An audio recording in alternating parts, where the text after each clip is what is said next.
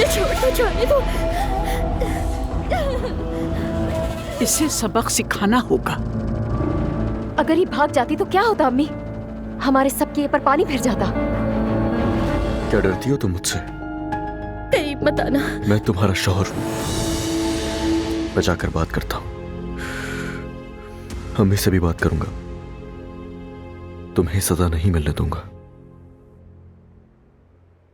और ये जिद छोड़ दो अपनी।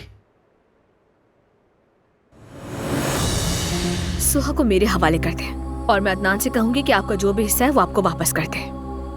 मैं अपना हक वक्त आने पर खुद ले लूंगी।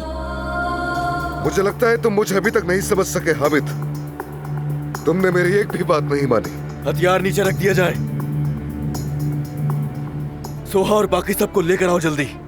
हामिद, क्या मेरी माँ के साथ जो किया वो काफी नहीं?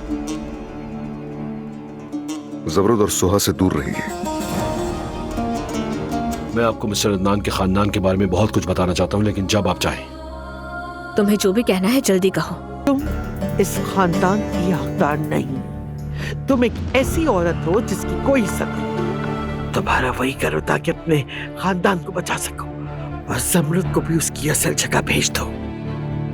मैं बिल्कुल भी उसे मारना नहीं चाहता। अम्मी,